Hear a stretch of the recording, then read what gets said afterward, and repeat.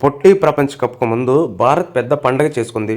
న్యూజిలాండ్తో జరిగిన ఆఖరి మ్యాచ్లో ఆకాశమే హద్దుగా చెలరేగింది. శనివారం జరిగిన 5వ టీ20లో టీమిండియా 46 పరుగులతో కివీస్ను ఓడించింది. 4-1 ఆధిక్యంతో సిరీస్ను ముగించింది. మొదట భారత్ నిర్ణీత 20 ఓవర్లో 5 వికెట్ల నష్టానికి 271 పరుగులు భారీ స్కోర్ చేసింది. టీ20లో భారత్కి మూడో అత్యధిక స్కోర్ ఇదే కావడం విశేషం.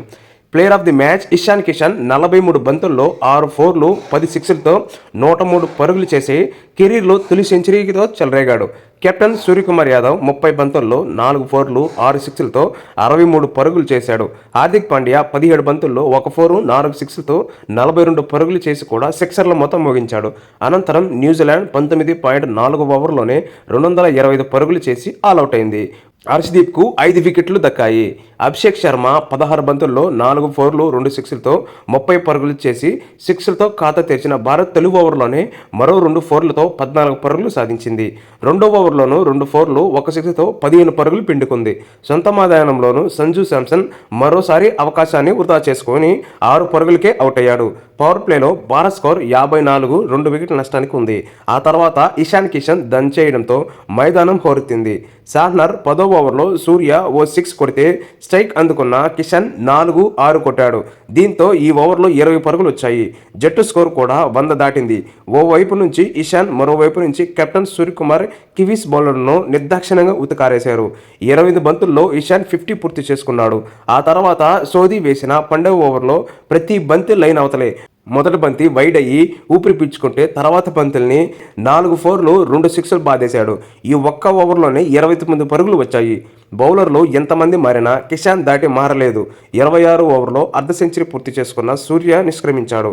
పాండ్యా కూడా దూకుడుగా ఆటంతో 16వ ఓవర్లోనే భారత్ స్కోరు 200 మార్కును చేరుకుంది. ఆరంభంలోనే సఫిస్టి 5 పరుగులకే అవుట్ అయిన అలెన్ రచిన్ రవీంద్ర 17 బంతుల్లో 2 ఫోర్లు 2 సిక్స్లు మొత్తం 30 పరుగులు చేసి న్యూజిలాండ్ స్కోర్ను పరిగెత్తించారు. రెండో వికెట్ సరిగ్గా 100 పరుగులు జోడించాక అలెన్ దూకుడుకు అక్షర్ అడ్డుకట్ట వేశాడు. తర్వాత హర్షదీప్ సింగ్, అక్షర్ కట్టుదిట్టమైన బౌలింగ్కు 20 పరుగుల వ్యవధిలోనే ఫిలిప్స్ 7, రచిన్, షాహ్నర్ 0 స్కోర్కే వికెట్లు కోల్పోవడంతో కివీస్ పనైపోయింది.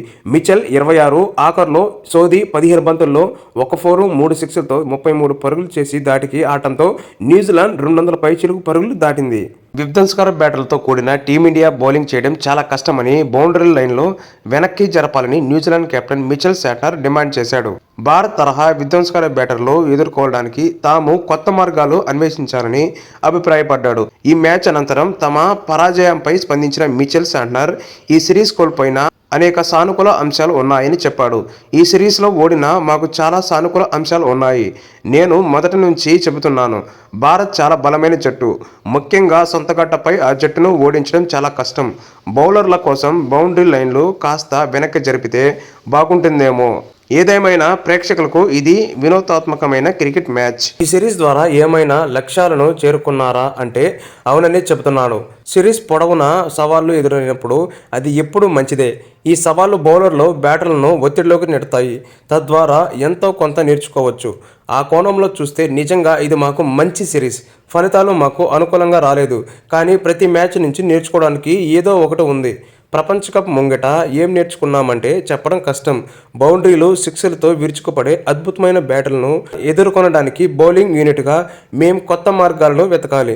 ముఖ్యంగా ఇలాంటి ఫ్లాట్ పిచ్లపై 230 పరుగులు చేయగలమని తెలిసినప్పుడు భారీ ఓవర్లో 15-16 పరుగులకే పరిమితం చేయడం నేర్చుకోవాలి అని మిచెల్ శాట్నర్ చెప్పుకొచ్చాడు.